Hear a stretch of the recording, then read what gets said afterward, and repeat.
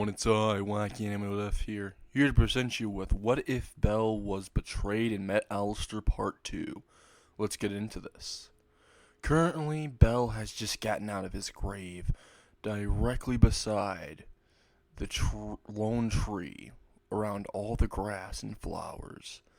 As soon as he got out of his grave, out of the ground, his eyes were dark red. They were also shining in the middle of his irises. They were terrifying, with all the flames of hatred in his eyes. He resolved himself to kill all those who caused his suffering, his demise, his pain, and those who grabbed his love, his caring for them, and threw it aside and stepped on it like it was garbage, is all that he was thinking. He thought about ways to torture Hestia. Right when he got out of the grave, he stood up. He started to do a sinister laugh. The entire weather around him was already changed. It was raining. There was lightning striking downwards, as if somehow it was linked to his emotion, as if nature itself felt the rage, the anguish, and the absolute despair that Belle went through, and it had enough. While Belle was doing a psychotic laugh, he immediately started to think, wait, where am I exactly?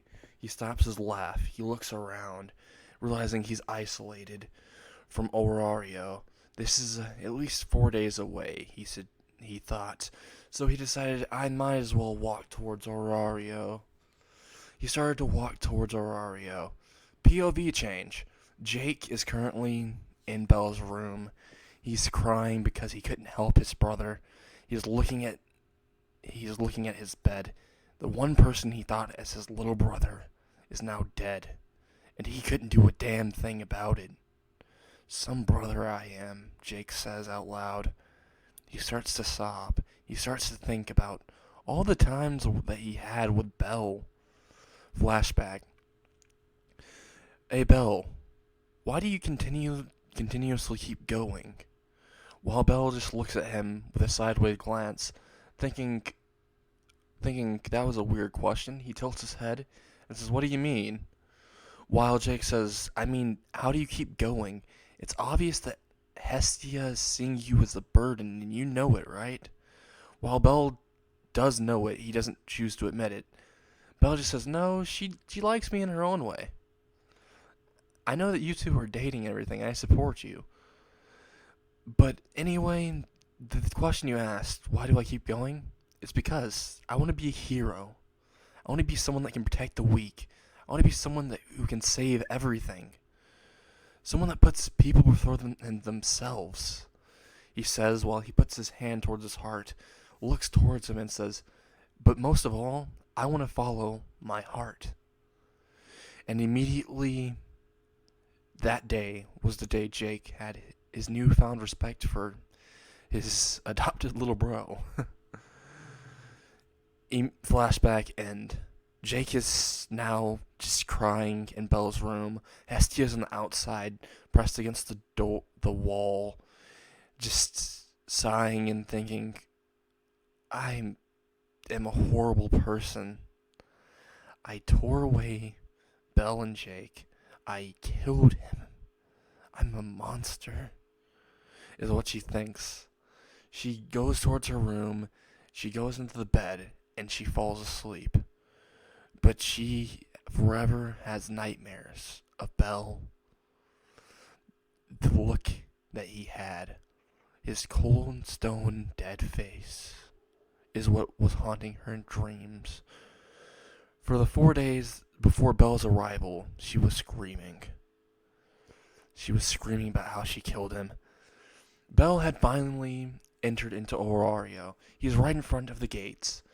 Right when he's about to enter, he immediately gets stopped by 2 guards. Both guards look at him and say, hey, where did you come from? While Belle says, well, I came from my house. while both of them say, "Don't get smart with us. Where is your house?" And he immediately says, "Oh, you're not going to believe this, but my house is where my house is." And immediately both of the guards say, "Well, we got a smart ass here." While immediately Bello tilts his head and says, I don't think my ass is smart, but hey, might as well ask it." He just like literally turns his head towards his ass and says, "Are you smart?" And immediately both of them just say, "Yeah, he's a smart ass. Anyway, you need to pay 1,000 Leon." While Bello just looks at him and says, 1,000 Leon. Okay. He literally pulls out 1,000 Leon out of his pocket and he throws it towards the guard. The guard immediately says, "Okay, come on in." He walks in, and immediately, right when he walks by, before he gets all the way in, the other guard says, Hey, wait. That was 1,000 Leon for him. How about me? I need 1,000 Leon too. It's technically 2,000 because he pissed me off." Well, all Ezekiel did was, all that Bell did was look to the side, and his eyes that had fury were intensified. All the guard could see is death, destruction, despair, betrayal, and overall hatred. It felt like it was seeping into his very soul. He looked away from Bell's glance and said, "Never mind." While Bell says, "Good boy. Now, why don't you," walking towards the guard, very sinisterly, slowly, and put his hand directly on his head and says, "Sit down like a good dog," and pushes his head downwards, forcing his legs to go through the ground, and he was halfway stuck in the ground. And all Bell did was say, "Next time I won't let you off. So why don't you be a good dog and go back to your owner?" While walking away. And immediately the other guard says, "I'm glad I didn't piss him off." Before opening the bag of vowels, which just had a note that was in it, and there was no vowels in it. It was just peanuts inside of there. And it had a note that said, "Go fuck yourself." While the guard says, "Joke's on you. I can fuck myself." While Bell, who heard that, it's like, I didn't need to know that.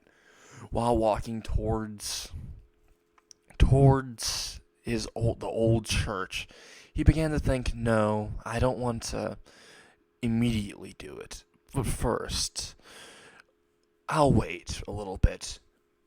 It turns to nighttime. Bell is seen walking towards the old church that used to be his home. He immediately opens the door slightly. No sound heard. He immediately walks towards the inside. He walks directly towards Hestia's room, opens it very little, goes towards her, puts his hand closer towards her head, and touches her head, and immediately says, "You're gonna have nightmares, but these nightmares will do much more than you could ever know," he says with a sinister smile. Then he whispers into her ear, "You're gonna die," before leaving, levitating off the ground slightly, and just walking backwards, basically, and the door swings very loudly in front of him when he exits, and all of a sudden Hestia wakes up and says, "What was that?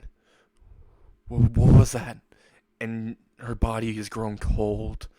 She feels all the warmth leave her, and she hears a voice right beside her, "Your worst nightmare." And right when she hears that, she starts to scream. All of a sudden, Jake leaves his room, goes right towards Hestia's, opens the door and says, "What is it?" While seeing Hestia in the corner, crying, saying, "I'm sorry, I'm sorry, I'm sorry." And then you see Belle leaving the scene away from the church, looking backwards and smiling, and has a cackling laughter that fills the air, makes many people shiver, shudder, and a lot of people very uncomfortable.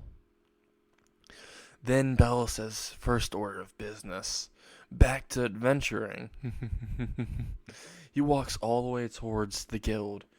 Right when he walks in, everyone immediately starts to recognize him. They feel like they should know him, but they don't. And that's because Bell, he has a mask on now. But even with the mask, the hair is kind of identifiable.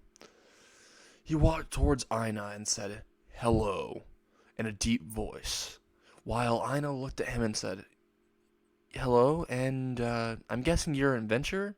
If you're going to go ahead and head down to the dungeon, then you should make sure you get better gear." As she examines Bell, who has no gear with him, no sword or anything, and says, I don't want to see young adventurers die. While saying this, she thinks about Belle, and she has a tear going down her cheek.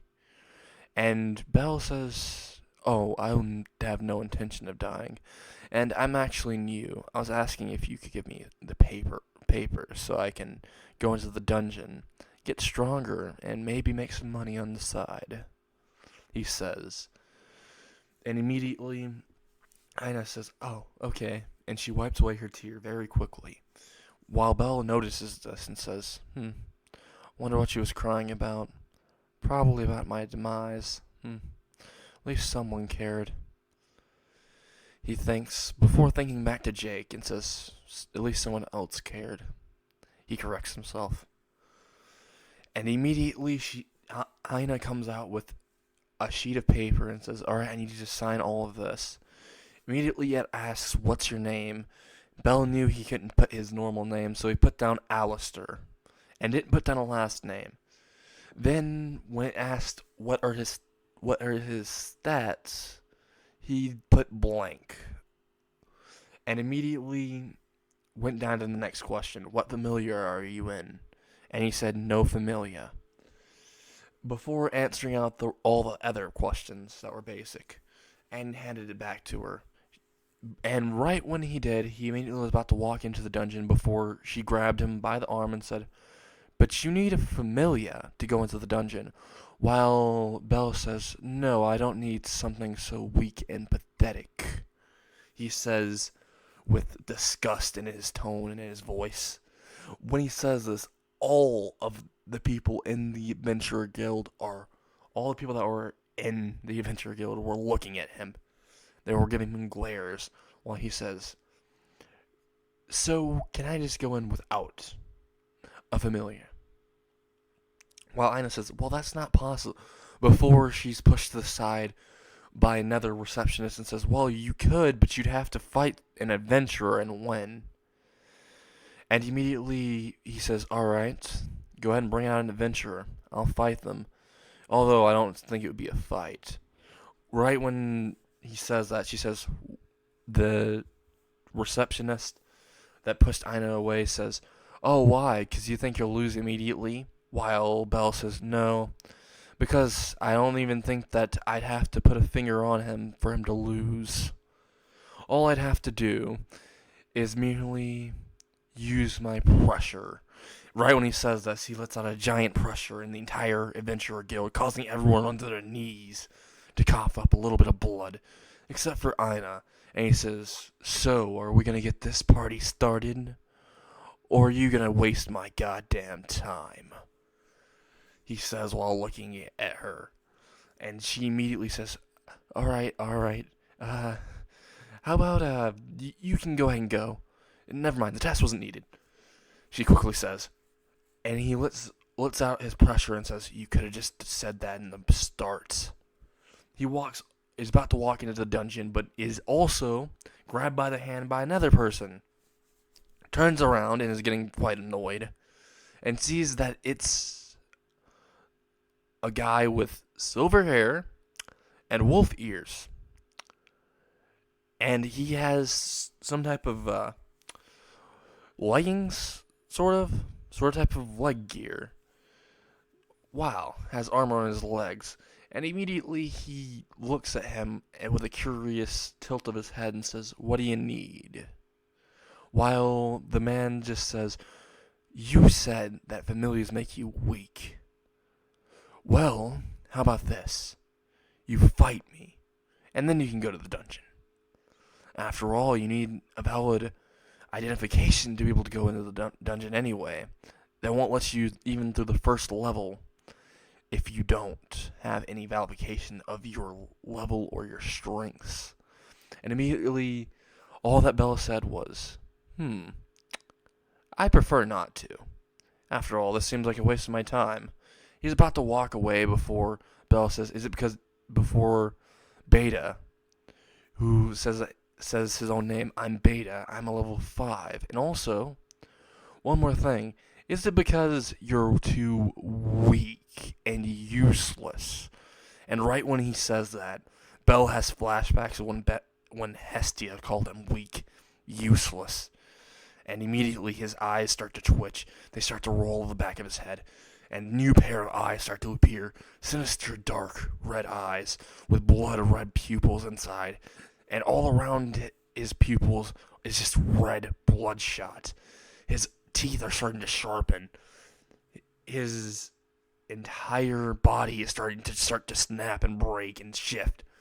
And while this is happening, all of them are looking at him in horror as he starts to grow lengthier and bigger. And immediately he turns around and looks at him and says, "What'd you say, you little shit?" And right when he says that, Beta basically has the face that says, "Oh, fuck." Before immediately, Alastor slams his hand, Bell slams his hand down, causing Beta to fall to the ground with a loud, thunderous shake. His head smashed into the concrete, causing a giant dent of his face imprinted into the Adventurer Guild. And immediately, Bell says, "Look at that. I taught a dog a new trick, how to sit. Now why don't you roll over?" He kicks him to the side, and he starts to roll rapidly and flies all the way out of the Adventurer Guild like a Beyblade. And he flies right past the Loki Familia that was about to go in. And just rams into Loki. And they both just, are on the ground. And basically the revive symbol is right above their head. They're not actually dead, they're just really messed up. But Bell turns back into his normal form. His bones are reshaping. They're snapping back into place. His eyes are rolling back in the back of his head, and his regular eyes are appearing. He starts to shrink back down to his normal size. He looks towards Ina, the receptionist, and all the guild and says, "Anyone else got any questions?" And all of them shake their head rapidly. Nope, no questions here. Who had a question? Immediately, Bell says, "Good. Now, if you don't mind, I'm gonna go do something entertaining," he says with a sinister grin that made all of them basically shit their pants. And Bell just walked all the way into the dungeon. Right when he takes the first step into the dungeon, he hears a familiar voice. "Wait, who?" And right when anything was about to happen, I stopped the video. And I hope you like this. This is part 2 of What If Bell Was Betrayed and Met Alastor. I might be releasing this a little bit earlier.